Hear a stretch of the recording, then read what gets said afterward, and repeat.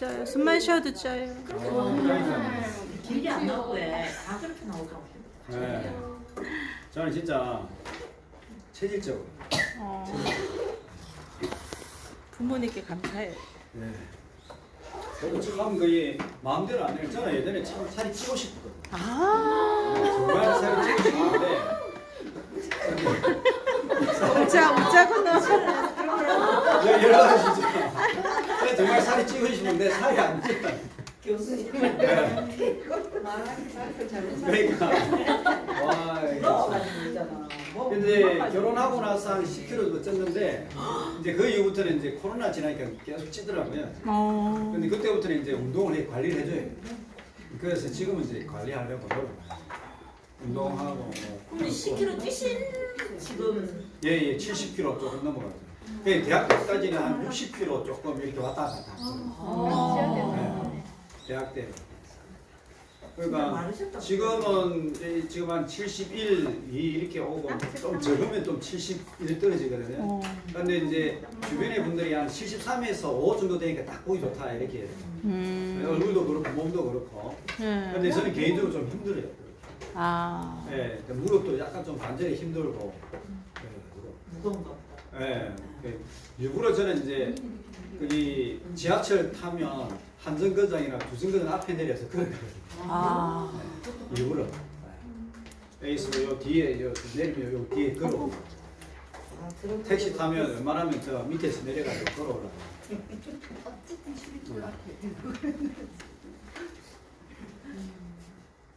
우리 다 잘 지내셨죠? 네. 그러면 기도하고 또 시작하도록 하겠습니다.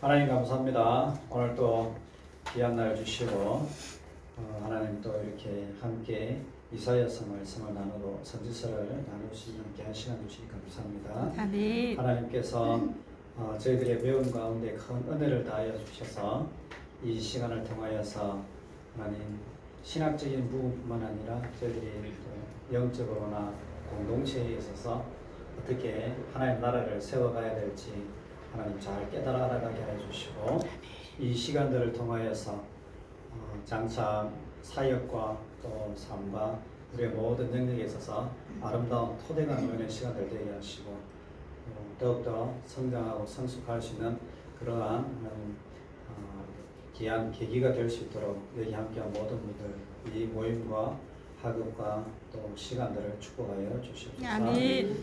또 귀한 시간 주심을 감사합니다. 예수님의 이름으로 기도드렸습니다. 아멘. 예, 화요일날에 이제 영남 진주노예 가가지고 이제 서가랴서 강의했는데 뭐 원하시면 저희 PPT가 아니고 강의안을 올려드릴 수 있습니다. 같은 선지서 영역이니까 혹시 한번 읽어보고 싶으면 읽어보시죠. 네, 올려주십시오, 교수님. 예, 그렇게 하겠습니다. 의도치 않게 요즘에 조금 바쁘게 지냅니다. 주일날 오후에는 다른 교회에 가가지고 오전에는 이제 영어 예배 설교하고 오후에는 이제 다른 교회 가가지고 또 지혜서 특강 4주인자 지혜서 특강하고 월요일날 이제 대구 가가지고 또 부흥집회 말씀 사경에서 또 저녁에 말씀 전하고 그날 저녁에 이제 바로 또 진주로 가가지고 진주에서 자고 교회 이제 게스트룸에서 거기서 자고 또 거기서 이제 목사님들 이제 이 진주노회는 참 좋은 이 풍토가 목사님들이 함께 모여가지고 이제 강사들을 초청해가지고 이제 선지서나 시가서나 이런 세미나를 하는 그런 한 50분 정도 모여가지고 함께 세미나하고 그런 목사님들 식사하고 이렇게 교제하는 시간. 노예가 이제 그렇게 하니까 분위기 참 좋더라고요. 모범적이다. 그래서 이런 풍토들이 참 우리 이제 여신에서 이렇게 하고 있지 않습니까? 그래서 이런 풍토 참 좋다 그런 생각이 있어요. 목사님들이 행복하면 교회가 행복해지지 않겠습니까? 네. 자, 이제 지난 시간에 이제 우리 공의와 정의에 대해서 나눴는데, 공의와 정의는 언약 당사자 또는 공동체의 회복과 축복을 위한 희생, 성숙, 헌신을 포함하고, 그래서 이제 공의와 정의라는 단어를 성경적인 맥락에서 선지자들의 맥락에서 해석을 하면 공의와 정의라는 것은 여기면 사랑과 동격이고 헌신과 동격이고 또 어떤 희생, 성숙함과 동격이다 이렇게 보십니다. 그래서 우리가 이게 이제 교회 생활에도 이제 많이 적용이 되는 부분입니다. 예를 들어서 어떤 분이 이제 권사님이 됐다. 권사님이 됐는데 좀 예전에는 안 그렇다가 이제 공동체 내에서 이제 권사님에 대한 어떤 기대감이 생기거든요.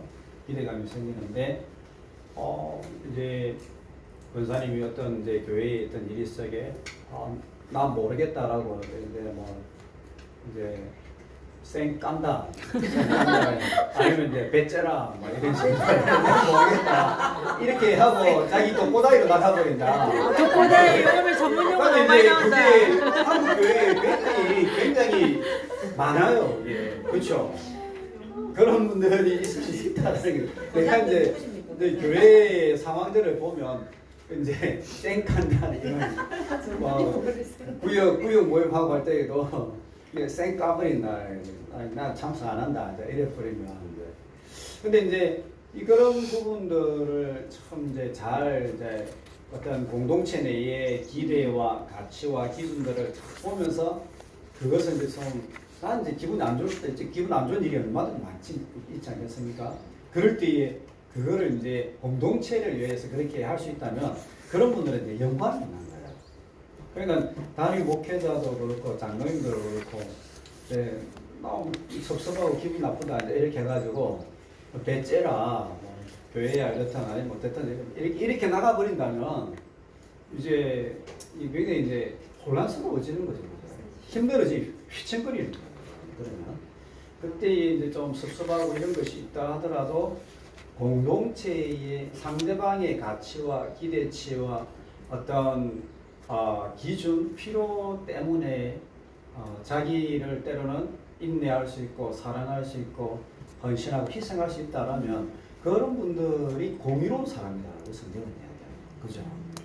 그래서 하나님도 이사야 40에서 55장에 보면 시온 백성들이 정말 이제 잘 보냈다. 이제 그들의 마음이 금강석과 같았다. 그렇게 아무리 찔러도 이제 들어가지 않는 거예요. 말씀이 이제 비껴나가는 거예요. 그죠?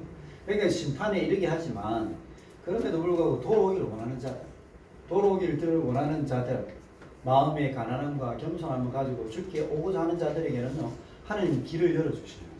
이사야 53장의 메시지가 그 내용이지 않습니까?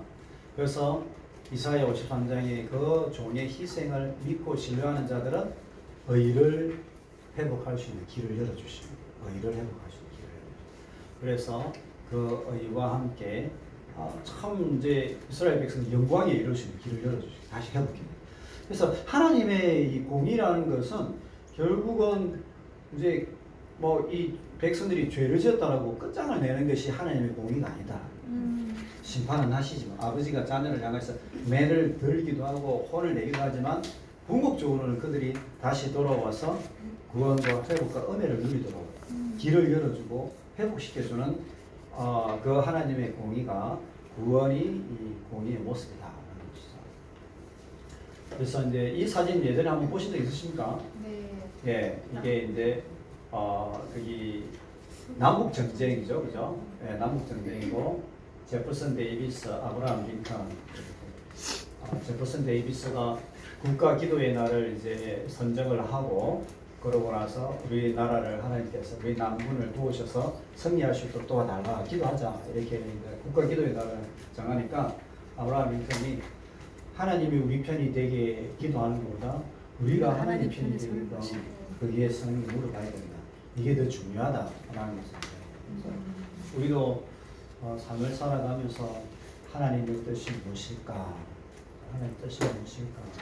늘 고민하고 기도하고 질문하는 그런 어떤 신앙의 자세들이 필요하다라는 것이죠.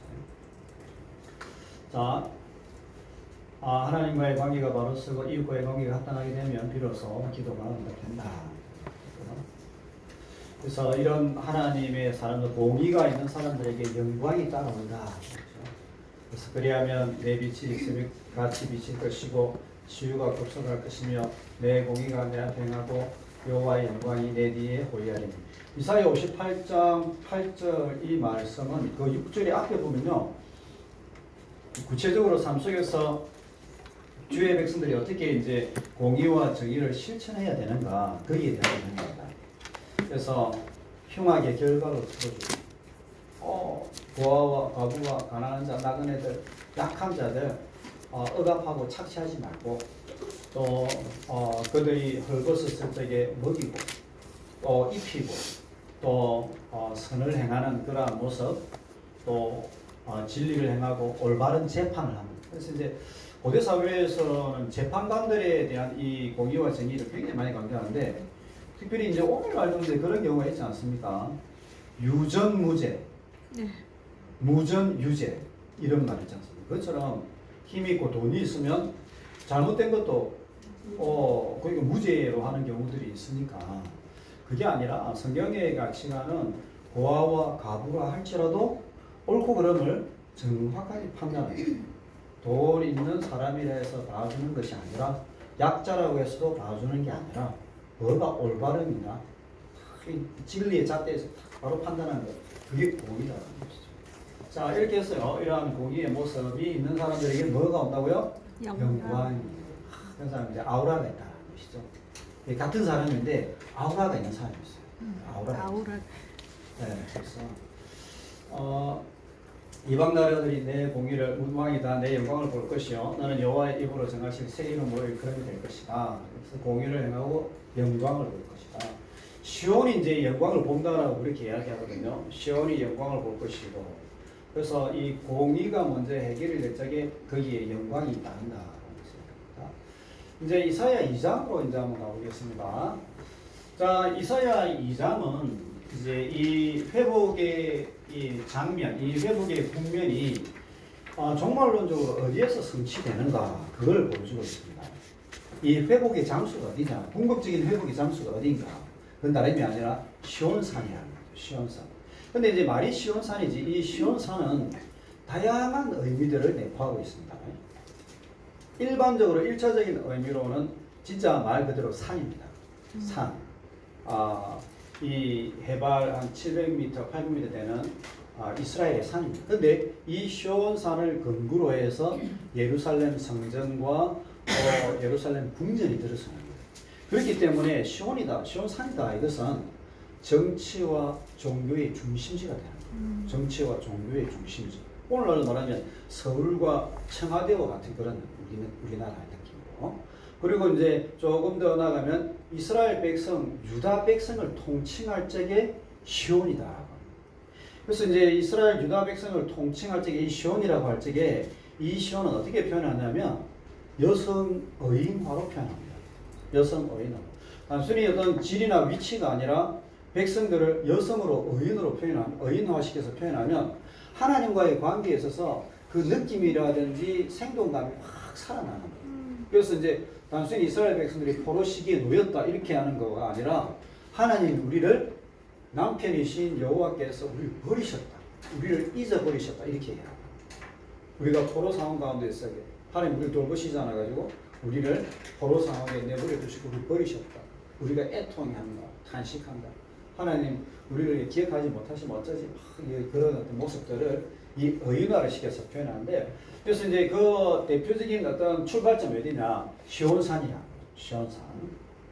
그래서 이제 이 시온에서 시온 신학이 이제 등장을 하고, 구약의 메시지는 이 시내산에서 시온산으로 흘러가고 있다. 전체적인 맥락이. 그래서 이 시내산에서 시온산으로 흘러간다. 그래서 시내산 하면 누가 떠오릅니까, 여러분? 모세의 율법이죠. 모세와 모세의 율법. 시온산 하면 누가 떠오르겠습니까? 다윗 왕과 다윗의 새 언약과 영광스러운 영원한 언약이 떠오르는 거죠. 그래서 이 영원한 언약, 다윗에게 허락한 그 축복과 영광, 그런 언약에 대한 내용들이 있다는 것이죠. 그래서 이제 이 시온이라는 것은 이렇게 유다 이 지역의 실제적인 산이다. 이렇게 또 예루살렘 궁전도 들어가 있고 성전도 있는 것인데, 남서쪽입니다. 남서쪽 해발 765m의 산입니다. 네. 산이고 성전과 궁전이 있는 산이다. 그래서 이스라엘과 이 백성의 정치, 종교, 사상의 중심지다. 오늘 우리 말하면 서울과 같은 곳이다. 이렇게 볼 수 있죠. 그래서 이제 시내산에서 시온산인데, 이 시온산은 정말 그네들의 어떤 특별한 어떤 신학이 어우러져 있는 그러한 곳이다라고 볼 수가 있겠습니다. 하버드 대학의 존 디 레벤슨이라는 이 학자가 이제 유대인 학자인데, 이 시온산이라는 곳은 어떤 곳인가? 자기들의 어떤 신학과 전통에 따라서요, 이렇게 정리를 합니다. 하늘과 땅이 맞닿는 곳이다. 바로 첫째 틀는데, 하나님의 임재가 있는 곳이다. 세상의 중심이다. 하나님의 보좌가 있는 곳, 통치가 이루어지는 곳이다. 율법이 선포되는 곳이다. 종말론적인 회복과 새 창조의 완성이 있는 곳이다. 그래서요, 모든 땅 가운데에 이 시온은 하늘과 땅이 맞닿는 곳이다. 그래서 하나님의 임재가 있는 그러한 신령한 곳이다. 그래서 이것은 온 세계의 축소판이고 온 세계의 중심이다라고 그렇게 자기네들은 믿고 있다. 그래서 모든 백성들이 힘들고 어렵고 괴로울 적에 어디에 가서 하나님을 만날 수 있느냐? 이 시온에 가서 하나님을 만납니다. 시온에 가서 하나님을 만나고 시온에서 생명과 또 회복과 위로를 경험하는 곳이다 라고 이야기합니다. 교수님, 예. 그 당시 중동 지역이 예. 그 신전을 예. 산 위에 짓거나 그 산이 없으면 지구라트라도 만들어서 그렇죠. 예, 예. 그 어떤 그 신은 산 위에 있다라는 개념이 있잖아요. 굉장히 많죠. 네. 예. 그러니까 제가 이거 늘 이스라엘 백성 볼 때 예. 산 신전도 걔네들도 산 꼭대기에 신전을 지었잖아요. 그렇죠. 예. 그러니까 지역 신전. 예. 그러니까 예루살렘 말고 지역 선전마다 산 위에다가 신전을 짓고 여기 또 시온산 꼭대기에다가 신전을 예, 예. 짓는 게 예. 어떤 그때 당시 갖고 있는 그 시대 정신, 예. 지역 정신이 그대로 녹아 있는 건가? 그렇죠. 일단은 신의 어떤 임재가 가장 이제 그게 하늘에 계시다라고 일단 생각하면 가장 가까운 곳이 한 산이니까. 네. 그래서 고대 근동에 계속 높이 이제 쌓으려고 하는 그런 어떤 신전이나 탑을 쌓으려고 하는 이유가 더 가까이 가서 만나고 임재가 있는 만나는 곳이다라고 그런 어떤 의식이 강화했던 것이죠. 그래서 이슬람의 메카 또는 그네들의 이제 독특한 어떤 장소를 만들어서 그래서 이제 성전을 중심적인 그러한 지역이나 성전을 한 장소로 모으는. 그래서 온 국민이 함께 모여서 거기서 예배를 드리고 화합도 되지만은 또 종교적인 축제와 함께 신앙적인 회복을 거기서 이제 일구어가는 그런 어떤 약간의 어떤 정치적인 색깔들이 다 깔려 있는 거죠. 그 면에 깔리는데, 근데 이제 특별히 이제 열왕기상 하나 이런 데 보면 전쟁, 아랍 나라나 또는 시리아나 이런 나라들과 전쟁을 할 때도 여호와는 산의 신이다라고 이렇게 이야기해요. 산의 신이다. 왜 그러냐면 이 하나님께서 제사를 받으시고 임재하신 그러한 곳을 그 이스라엘 고대 근동에서는 산으로 많이 받아들였고 이스라엘뿐만 아니라 그 주변 나라들에서도 그런 어떤 뉘앙스를 굉장히 많이 쓰다라고 볼 수가 있을 것 같습니다. 그래서 그런 어떤 하나님을 만나고 신을 만나는 그런 장소가 그네들은 다 산을 뽑았다. 실제적으로 모세는 시내산에서도 하나님 만나기도 했고 율법도 받았고. 그렇죠. 예, 감사합니다. 그래서 이제 이 시내산은 이렇게 이제 하나님을 만나는 곳인데, 근데 이제 이 이사야 2장 1절에서 5절에 보면 이 시온이 높아진다라고 이야기합니다. 모든 산 위에 시온산이 높아질 것이다. 이렇게 시온산이 탁월하게 될 것이다. 이것은 시온산이 탁월하게 되고 높아진다. 이것은 하나님의 탁월함과 통치가 온전히 성취될 것을 얘기합니다. 종말론적인 성취입니다. 종말론적으로. 그리고 그곳에서 율법이 선포되고 평화와 번영, 종말론적인 회복이 일어날 것이다 라는 것을 먼저 시온산의 높아짐으로 표현하고 있습니다. 우리 한번 보도록 합시다. 이제 이사야 2장 2절이죠. 이사야 2장 2절에서 5절 보면요. 한번 볼 필요가 있습니다. 예, 이사야 2장 2절. 예, 우리 다 같이 2장 2절에서 4절 5절까지 한번 다 같이 읽어보도록 하겠습니다. 시작. 만일에 여호와의 전에 산이 모든 산 꼭대기에 굳게 설 것이요 모든 작은 산 위에 뛰어나리니 만방이 그리로 모여들 것이라. 많은 백성이 가며 이르기를 오라 우리가 여호와의 산에 오르며 야곱의 하나님의 전에 이르자. 그가 그의 길을 우리에게 가르치실 것이라. 우리가 그 길로 행하리라 하리니 이는 율법이 시온에서부터 나올 것이요 하나님의 말씀이 예루살렘에서부터 나올 것이니라. 그가 열방사이에 판단하시며 많은 백성을 판결하시리니 우리가 그들의 칼을 쳐서 보습을 만들고 그들의 창을 쳐서 낫을 만들 것이며 이 나라와 저 나라가 다시는 칼을 들고 서로 치지 아니할 거요 다시는 전쟁을 습하지 아니하리라. 야곱 족속아 야곱의 족속아 우리가 여호와의 빛에 행하자. 그래서 이제 이 말일에 여호와의 전의 산이래 뭐죠? 여호와의 전의 산, 즉 성전이 있는 산입니다. 그것을 3절에서는 시온이다라고 이야기하고 모든 열방이 이 시온 성전을 이루는 거예요. 거기서 율법이 선포되고 말씀이 선포되는데 이 장면들이 그러면 이사야서에서 어디에 성취되느냐? 어디에서 성취되겠습니까, 여러분? 이 장면들이 이사야 56장에서 66장에 성취가 됩니다.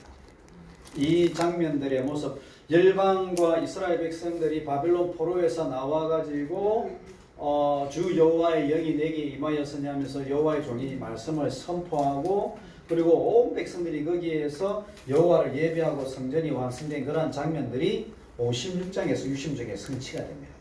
그래서 이 본문은 종말에 이루어질 이 회복과 새 창조의 모습을 이제 이 서론 1장에서 2장 이 여기에 있는 말씀으로 쫙 보여주고 있는 그런 장면이다 라고 그렇게 보시면 되겠습니다. 그래서 시온이 탁월하게 될 것이다. 여호와 하나님의 탁월함, 율법을 선포, 하나님의 통치, 평화와 번영, 종말로는 회복이다 라고 하는데요.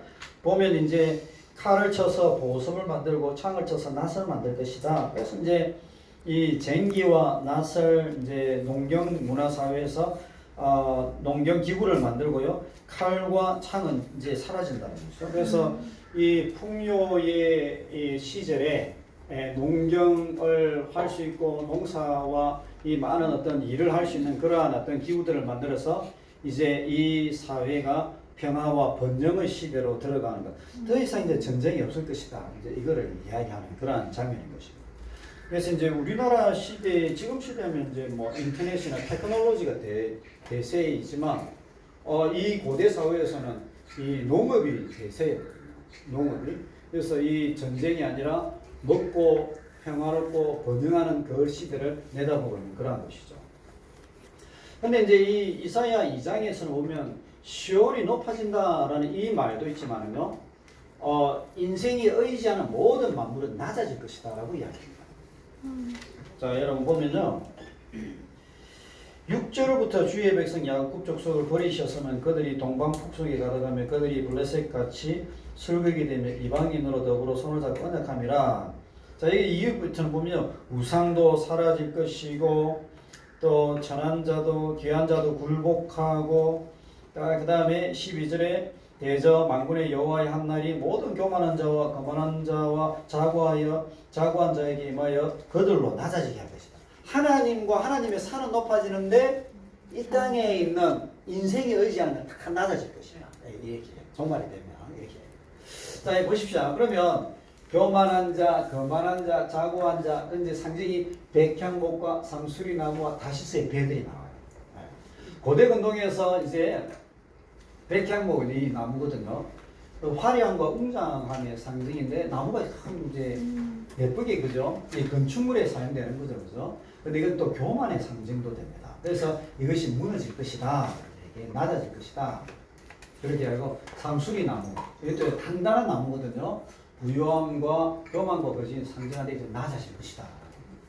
그 다음에 이제 다시스의 배들, 얘는 인류 문명의 시작과 부의 상징을 얘기합니다. 그래서 아시리아의 어떤 수도이기도 하고요. 그 당대의 고대 근동에 있어서 가장 부강한 나라, 또 부유한 나라, 무역을 일구었던 나라의 이 배들도 다 쓸모없게 될 것이다. 그러니까 이사야 선지자가 뭘 이야기한다면 우리 인생에 의지하고 또 신뢰하는 그런 모든 것 인생이 한낱 코에 있는 호흡에 지나지 않는다. 아무리 영웅 호흡이가 하고 뭐 나폴레옹 장군이라 하더라도 이 호흡이 5분, 10분만 딱 멈춰지면 이게 다 끝장인 거예요. 여러분들도 5분 이상 견딜 수 있는 거 있습니까? 이게 다 이게 끝장이에요. 영혼이 우리 인생이 그 의지하는 게 뭐 아무리 그렇다 하더라도 다 우리 인생이 코에 호흡에 지나지 않는다. 그렇게 이야기해요. 그에 의지할 필요 없다라는 것이죠. 그래서 이 모든 것은 낮아질 것이고 그러므로 이제 22절에는요. 너희는 인생을 의지하지 말라. 그의 호흡은 코에 있나니 수에 칠 가치가 어디 있느냐? 아무것도 아니다. 그렇게 이야기하면서요. 5절이 이제 어떻게 보면 결론적인 메시지예요. 야곱 족속아 오라 우리가 여호와의 빛에 행하자. 여호와의 빛에 행하자라고 이야기하고 있습니다. 그래서 우리가 여호와의 빛을 따라 살아가는 삶을 살아가라라고 이야기하죠. 그래서 우리 하나님의 사람들에는 이 빛이 있어야 되는 거예요. 빛이 있어야 되는데 하나님의 임재가 그거죠. 이사야에서의 빛이 어디에 나타납니까, 여러분? 이사야 61장 일어나라, 일어나라 빛을 예, 발하라. 예. 그것도 있고 그 이전에도 또 있습니다. 빛이라는 것은 엄청난 메타포죠. 은유죠, 그죠? 네. 또 어디에 있습니까? 정오의 빛. 이사야에 있습니까? 예. 이사야 또 몇 장에 또 있습니까? 빛이. 이 빛이 그저 이제 빛을 발하라 이게 예? 53장이 아마 없을 겁니다. 예. 이사야의 빛이 또 있습니다. 예. 2장 5절에 있고 또 굉장히 중요한 장이 있죠. 58장 58장 어디 나옵니까?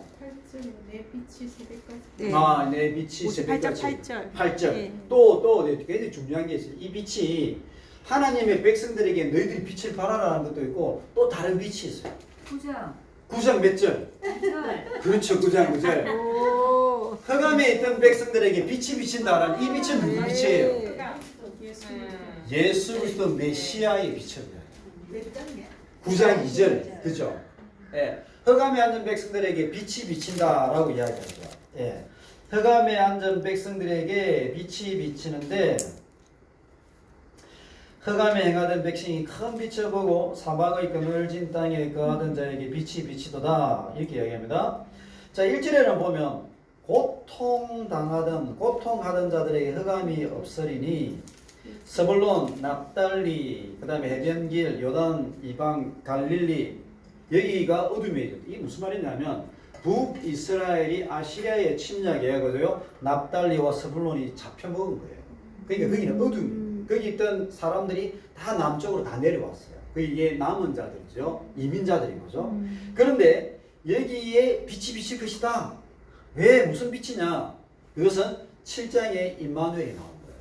임마누엘과 9장에 이 한 아기가 태어남으로 인하여서 우리에게 빛이 이 아이가 우리에게 빛이 될 것이다라고 이야기합니다. 그래서 이제 아하스 왕이 우상 숭배하고 나라를 망가뜨립니다. 저 북쪽에 있는 나라는 벌써 이제 끝장이 났었고, 그러니까 그곳에 있던 백성들이 흑암과 어둠에 거하였는데 새로운 왕이 등장한다라고 해요. 7장에 임마누엘 새로운 왕이 등장하고 9장에 그 임마누엘의 이름이 뭐냐?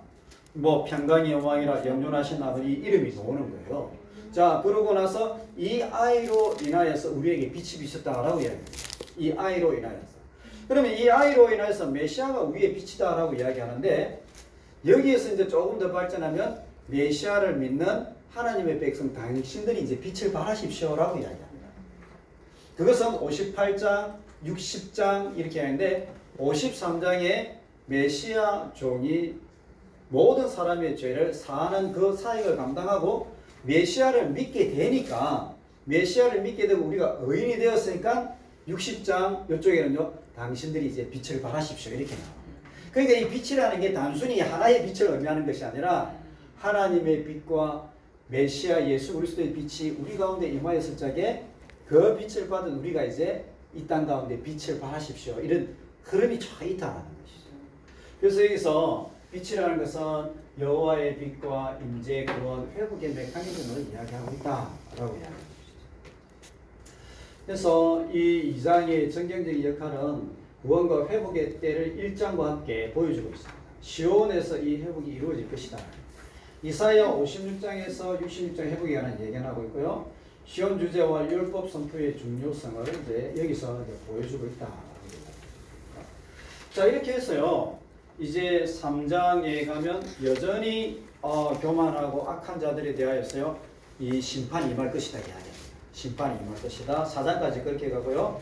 5장에는 이스라엘 백성들의 당대의 상황들을 구체적으로 보여주고 있습니다. 5장 7절 한번 가보겠습니까? 여러분 5장 7절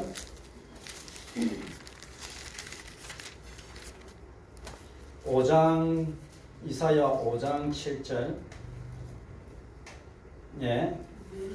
자 5장 7절 8절 9절 우리 다 같이 한번 읽어보도록 하겠습니다. 시작 만군의 여호와의 포도원은 이스라엘 족속이요 기뻐하시는 나무는 유다 사람이라 그들에게 정의를 바라셨더니 도리어 포악이요 그들에게 공의를 바라셨더니 도리어 부르짖음이었도다. 가옥에 가옥을 이루며 전투에 전투를 다하여 빈틈이 없도록 하고 이 땅 가운데에서 홀로 거주하려는 자들 다 있을지니라. 만군의 여호와께서 내게 말씀하시되 정령이 허다한 가옥에 황폐하리니 크고 아름다울지라도 거주할 자가 없을 것이다. 라고 얘기합니다. 이사야 5장은 이제 하나님께서 하나의 비유로 이야기하시는 거거든요. 이스라엘 백성들이 하나님의 포도원이다라고 이야기합니다. 포도원인데 하나님께서 이제 이 포도원에다가 좋은 포도가 맺도록 하기 위해서 돌을 제하고 극상품 포도를 심고 좋은 포도를 맺을 수 있도록 거름도 주고 이렇게 했는데 이 이스라엘 백성들이 그렇게 하지 않았다는 것입니다. 3절에 예루살렘 거민과 유다 백성들아 구하노니 이제 나와 내 백성 사이에 판단하라. 내가 내 포도원을 위하여 행한 것 외에 무엇을 더할 것이야. 내 해줄 거 싹 다 했다는 것입니다. 내가 좋은 포도 맺기를 기다렸거든 그들이 덜 포도를 맺으면 어떤 것이뇨. 덜 포도를 맺었다는 것입니다. 이제 내가 이 포도원에 어떻게 이들이 이제 예배는 드리지만은 삶 속에서 포악과 손에 피가 가득하다라고 그렇게 이야기하죠. 또 고아와 과부와 나그네들을 악행으로 착취했다라고 그렇게 하나님의 백성들이 포도나무인데 참 포도나무를 만들어 열매맺는 것이 아니라 덜 포도를 맺었다라고 그렇게 이야기합니다. 그럼 그 원인이 뭐냐? 7절입니다. 대저 만군의 여호와의 포도원은 이스라엘 족속이요 그가 기뻐하시는 나무는 유다 사람들이라 그들에게 공평을 바라셨더니 뭐라고요? 포악. 예, 포악이다라고 이야기하고 있고 그들에게 의로움을 바라셨더니 뭐라고요? 부르짖음을 내셨다라고 이야기하고 있습니다. 자 여기서 보면요 이게 참 이제 대단한 어떤 언어 유희가 있는데 포악을 7절에 보면 그들에게 공평을 바라셨더니 포악이요 이렇게 이야기하고 있지 않습니까? 여기 보면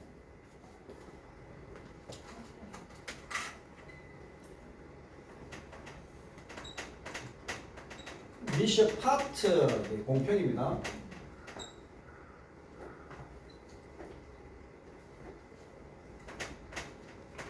미셔파 이렇게 파트 미셔파 저희 히브리어 성경처럼 한번 가져왔습니다. 그래서 미셔파 이렇게 이게 이제 읽어보면 굉장히 단어가 비슷하죠. 미셔파트 이렇게 되는데 미셔팔. 이스라엘 사람들은 딱 들으면 아는 거예요. 아, 이 두 단어를 의도적으로 비슷한 단어를 가져와 가지고 강조하고 있구나. 하나님의 백성들이 왜 들포도를 맺게 되었느냐? 그것은 다름이 아니라 하나님은 공평함을 원하셨는데 여기서 이제 정의 이렇게 이제 다른 번역에서 번역하는데 정의를 원하셨는데 포악합니다. 약자에 대한 착취를 냈다 이렇게 합니다. 그러면 이제 여기 보면 그 다음에 또 뭘 이야기합니까? 하나님께서 그들에게 의로움을 바라셨더니 의로움 대신 뭐가 왔다고요? 부르짖음이 왔다라고 이야기합니다. 여기 보면요,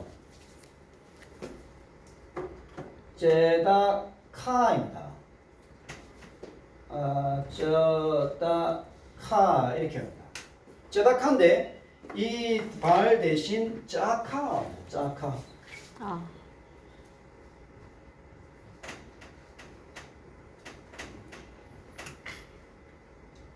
자, 이건 뭐냐면요, 공인데 여기서는 부르짖음. 공이 대신 여기서 뭐라고 나옵니까? 여기서는 이제 한글 번역에서 뭐라고 나옵니까? 공이 대신 의로움이죠. 의로움. 여러분 번역에는 어떻게 나와 있습니까? 공의로 나옵니다. 공의로 나와 있습니까? 예. 예, 제 거는 이제 예전 번역본이라 가지고 한글. 그런데 이제 여기서는 이게 백성들의 부르짖음, 고역, 백성들의 부르짖음, 울부짖음 이게 뭔데? 근데 여기 보면 이것도 쩌다카 이렇게 되는데 이 쩌다카 대신 짜카 이렇게 나와요.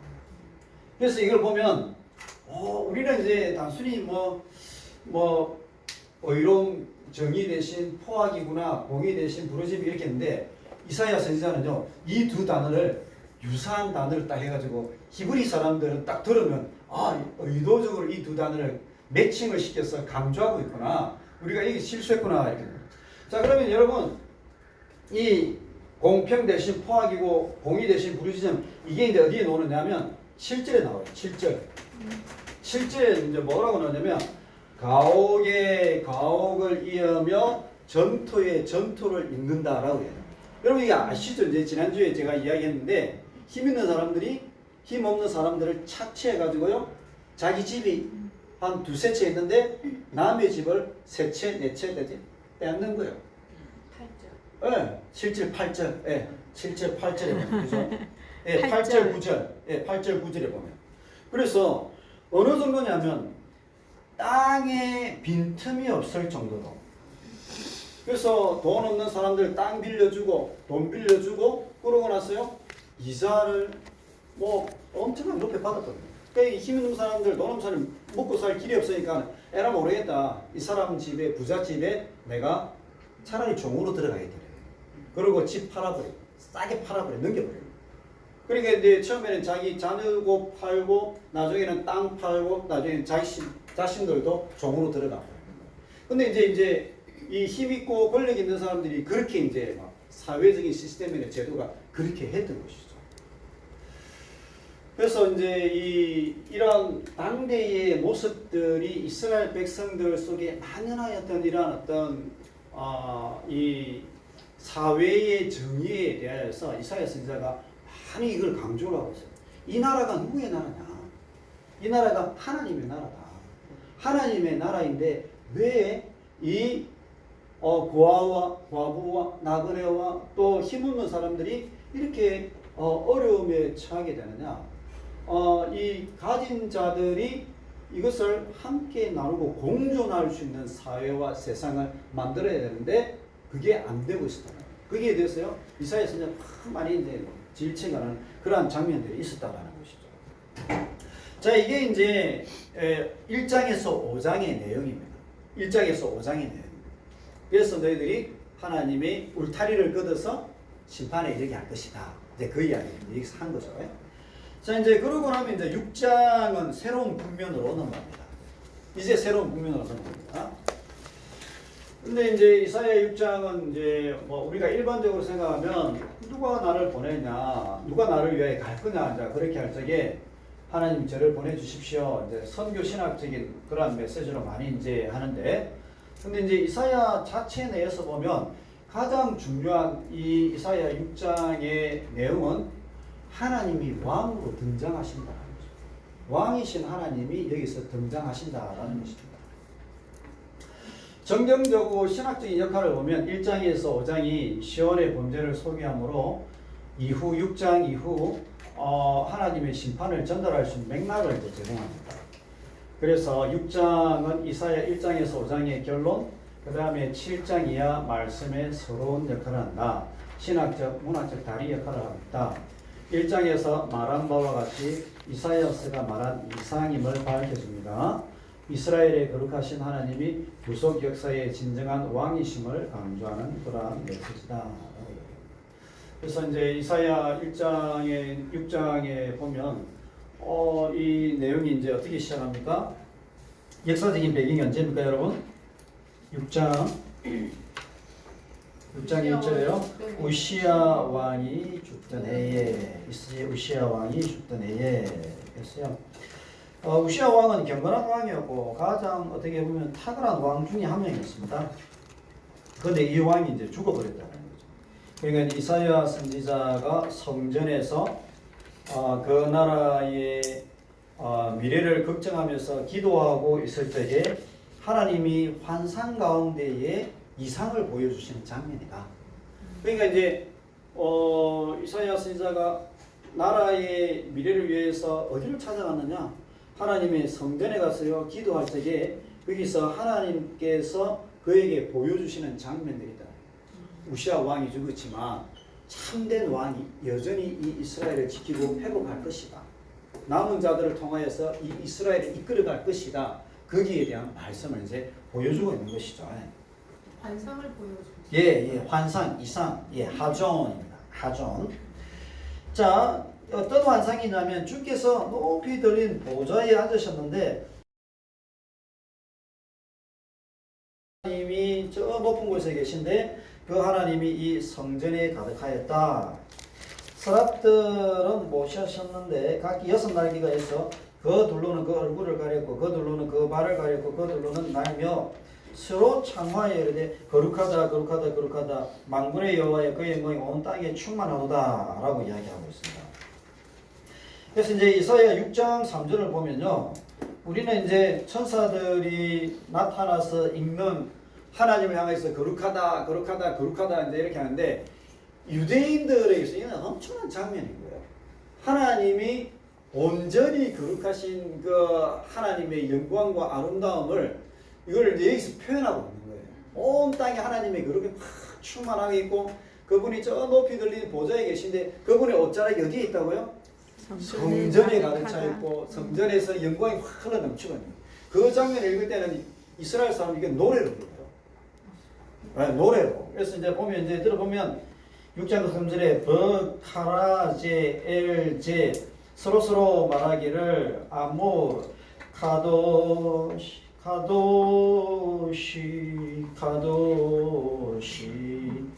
저바앗 아도나이 멀레콜 알레 커보도 여호와의 영광이 땅에 충만하다. 이 노래 이 랍비들 이거 들어보면 그렇습니다.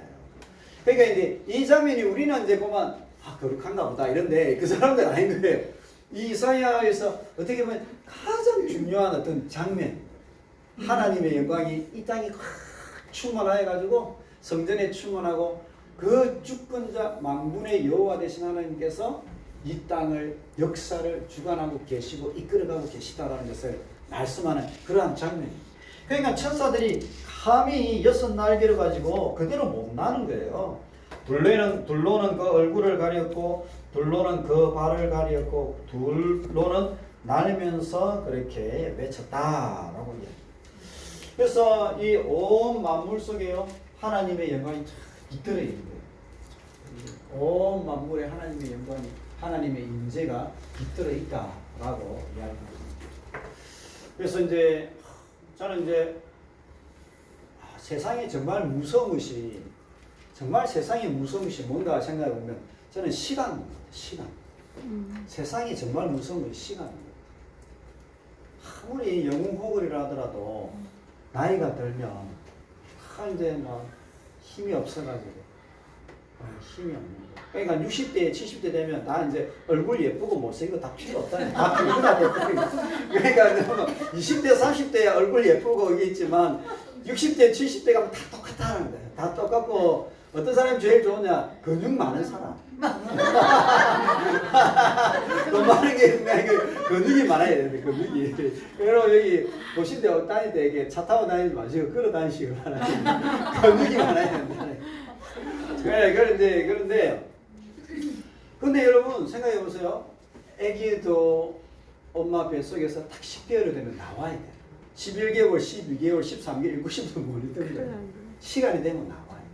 나이 든 사람도 시간이 되면 죽고 싶지 않아도 다 죽어야 되는 거예요. 이게 아무리 튼튼한 건물이라 할지라도요, 그 건물도 시간이 지나면 녹아내리는 거예요. 떨어지는 거예요. 그러니까 이 시간의 어떤 영향력을 벗어나는 게 하나도 없다는 이 만물 속에. 나무도 그렇고 사람도 그렇고 건물도 그렇고 돌도 그렇다는. 그런데 더 놀라운 사실은 그 시간을 만든 분이 누구라고요? 하나님이시라. 그러니까 하나님이 우리 머리카락도 세셨다 이 말씀이 우리는 몇 개인지 모르지만은 하나님은 모를 수가 없다라는 거예요. 다 이 시간의 이 지배자이십니다. 그 거룩하신 하나님이 역사를 이끌어 가시고 우리에게 마음을 주시고 또 의지를 주셔가지고 또 이런 사역들도 감당하게 하시고 길도 열어가시고 이끌어 가시고 그래서 우리 인생이 우리 마음대로 안 되는가 이렇게 싶으면 이게 하나님 뜻대로 되는가 보다 이렇게 생각하면 되는데 그렇게 믿으면 되는 거예요. 내 뜻대로 안 돼. 내가 원하는 게 안 된다 그러면 이게 하나님 뜻대로 되는가 보다 이렇게 믿고 가면 되는 거예요. 그래 믿으면 되는 거예요. 근데 이제 여기 보면 그 하나님이 거룩하신 왕으로 등극하는 거예요. 자, 6절에 5절에 보면요. 그때 내가 말하되 화로다 나여 망하게 되었도다. 나는 입술이 부정한 사람이여 입술이 부정한 백성 가운데 가면서 만군의 여호와이신 왕을 배웠다. 하나님이 왕으로 등장하십니다. 근데 어떤 왕으로요? 만군의 군대 대장. 그 군대 대장이 이야기하면요, 이 모든 이 병사들이나 장군들이 움직이는 거예요.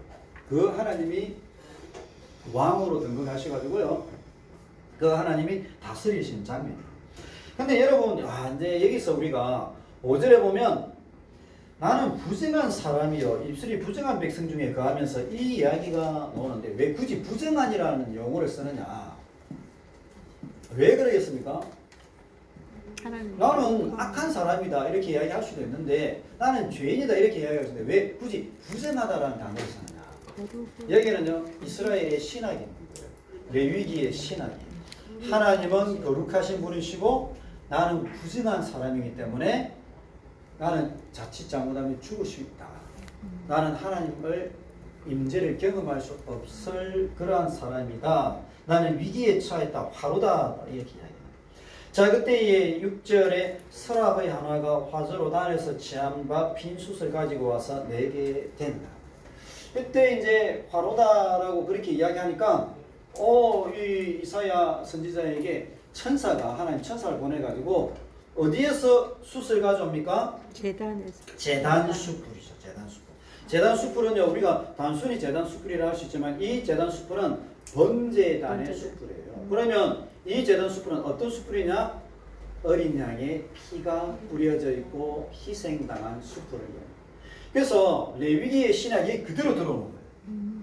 그 어린 양의 피뿌림이 있는 그 숯불을 가져와가지고 이사야의 죄를 싹 사는 거예요. 이사야의 죄를 사고 그를 정결하게 만들어줘.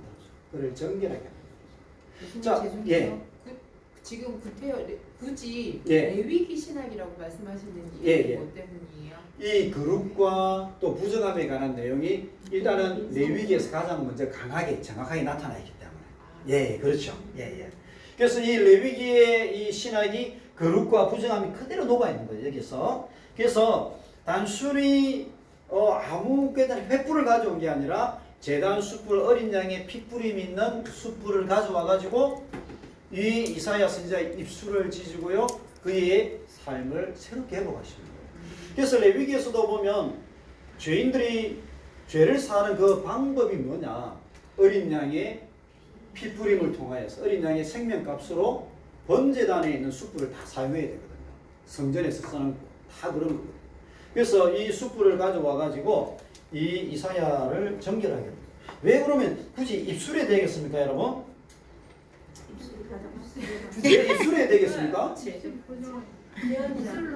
원래는 제사장들을 거룩하게 할 적에 어디서 제사장 위임 시간에 제사장이 죄에서 어떻게 하느냐면 이 피를 오른쪽 귓볼, 네. 오른쪽 손, 오른쪽 네. 엄지발가락 네. 여기다 피를 바르는 거예요. 네. 그 이제 어린 양을 죽이고 나서 그게 되는 거예요. 그러고 나서 피를 바르고 나면 기름을 발라요. 기름을. 그런데 왜 이제 이걸 하냐면 귀나 손이나 발은 우리 행동과 듣는 것의 중심이기 때문에 그 일을 정결하게 하는 거예요. 그 일을 정결하게 해서 피 뿌림으로 죄를 사했다 이 말이거든요. 어린 양의 피로 죄를 덮고 씻었다라는 의미거든요. 그러고 나서 이제 기름을 부으면 이제 거룩하게 됐다 이렇게 씻음 받았다라고 하는 거예요. 근데 이 선지서에는 뭐라냐? 어디가 나옵니까? 입술이에요. 왜 입술이야 얘기가? 왜 그렇게 했어요? 선지자는 말하는 사람이에요. 말하는 사람. 말을 하는 사람이기 때문에 입술을 정결하게 합니다. 선지자의 가장 중요한 역할은 말하는 사람. 그래서 이 이사야뿐만 아니라 예레미야서도 보면 그의 입술을 지지고 정결하게 하는 그런 모습들을 노력이 정결케 하는 모습입니다. 그래서 이제 저도 이제 지금도 이제 잊혀지지 않은 목사님 중에 한 분이 울산에 계셨던 목사님인데 그분의 어떤 큰 덕목 중에 하나가 성도들의 이야기를 안 한다라는 거예요. 어떻게 보면 이제 목회자들이나 아니면 교회 속에서도 이제 편가르기를 하기 위해서 상대방에게 안 좋은 이야기를 하는 경우도 가끔가다 있어요.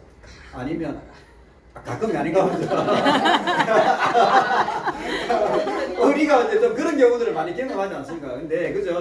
그러니까 이제 내 편, 저 편 이렇게 하는데 상대방을 이제 그렇게 하거나 없는 사람은 이제 그렇게 하는데, 근데 이제 그 목사님은 다른 사람 이야기를 성도들에게 다른 성도 이야기를 다른 사람이 전달 안 하는 거예요. 그 이야기를 그 교회의 장로님이나 집사님들이 하는 거예요. 빨리 돌아가셨죠. 안 들어가셔서 지금도 있어요. 그래가지고 지금도 이제 제가 그 당시에 한 120명 교회 될 때 이제 갔었거든요. 나올 때 한 300명 이래 넘었는데 지금 한 500명 정도 됩니다. 교회가 500명. 지금도 교회가 가득 차요, 그 교회가. 그런데 이제 목사님이 그렇다는 것을 성도님들이 아니까 그 성도들이 그 교회에 목사님의 신뢰하는 그 모습이 있고 교회를 안 떠나요. 그러니까 내가 유학 가기 전에 있었던 그 성도님들이 거기 지구에 다 있는 거예요. 성도도 닮아가겠다. 그렇죠. 예, 맞아요. 그렇죠. 예, 목사님 닮았어요. 맞아요. 보고 다 배우는 거예요. 예, 그 내가 그걸 보면서 성도들이 참 그 부분인데, 여기 이사야 이 부분을 보면 그게 생각이 나는 거야. 굉장히 이제 입술의 거룩함. 예.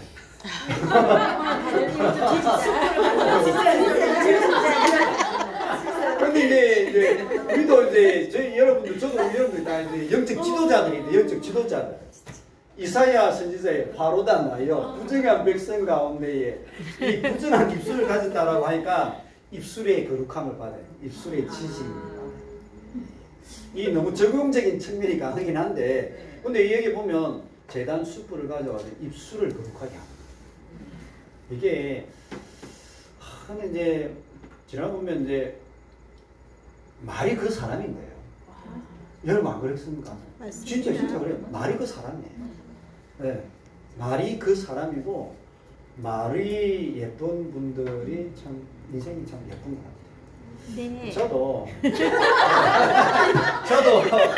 이 말을 참 예쁘게 해야 되는데 저도 말을 예쁘게 해야 되는데 웬만하면 말을 안 하는 게 좋은 것 같아요. 말을 안 하든지 하려면 진짜 조심해서 잘해야 되는 거죠. 네, 그런 것 같아요. 자, 그래서 이 이사야 선지자가 그렇게 하면서요, 이 장면은 거룩하신 하나님이 왕으로 계시다는 거예요. 그 하나님 앞에서 선지자의 입술과 그의 삶이 거룩하게 되어야 된다. 그러면서 예언자의 소명을 주는 거예요. 소명을. 그래서 이제 이사야 이제 7절 이후에 보면 이제 그 말씀이 나오지 않습니까? 자, 주의 음성이 이제 들립니다. 8절에 7절에 내 악이 점하여졌다. 내 입에 닿았으니 7절에 이것은 내 입에 대며 가로되 보라 이것이 내 입에 닿았으니 악이 제하였고 내 죄가 사했다라고 하니까 8절에 이제 제사함 받고 나서 목소리를 들은 적 내가 누구를 보내며 누가 우리를 위하여 갈고 그때 내가 가로되 내가 여기 있나이다. 소명 장면. 거룩하고 나서 이제 소명을 이어서 가는 장면이 있다. 그럼 소명의 내용이 뭔가 그는 다음 시간에 하도록 하겠습니다. 잠시 쉬었다가 하도록 하겠습니다. 예, 잠시 쉬도록 하겠습니다. 내가 여기 있나이다. 이런 하나님을 만나고